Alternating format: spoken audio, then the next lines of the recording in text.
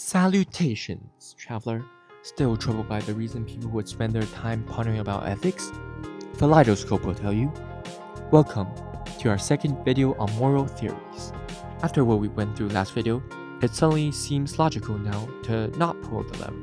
And that's why, today, we'll be checking out the arguments philosophers who would actually do it have for us, as well as taking a look at yet another approach towards the ever so famous trolley problem that does not give a definitive answer.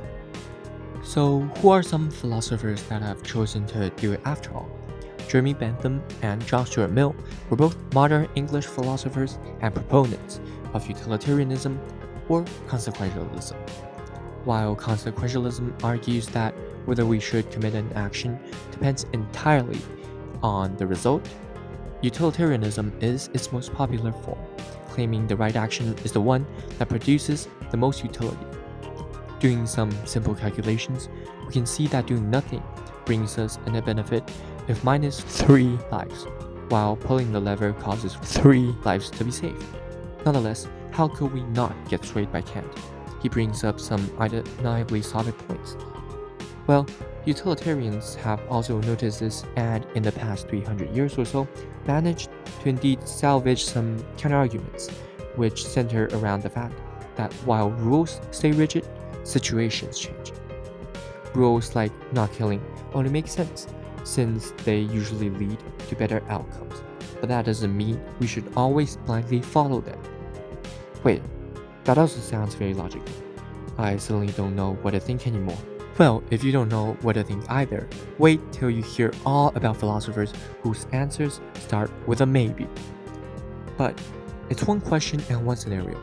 How can the answer possibly be a maybe? So instead of asking what the right action is in this case, virtue ethics asks what a good person would do. Who are the virtue ethicists though? Virtue ethics is actually a way of thinking that goes way back to the ancient Greeks, and you guessed it, our golden boy Aristotle. His view was that ethics circled around developing good character, which means being someone who is compassionate, cordial, brave, and wise. These people show off their traits through how they live, the decisions they make, and the actions they take. Aristotle is all about what is known as the golden mean, not being reckless but not being a coward either, not being selfish but not being too overcaring and gullible either.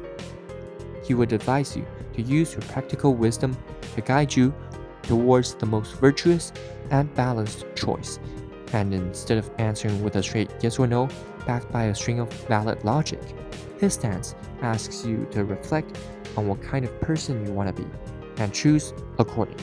So, what does all this trolley talk really teach us? That different ways of thinking can all sound convincing, even when they lead to totally different answers. Philosophy doesn't just hand you a correct solution, it shows you how each framework shines a light on a different part of the problem.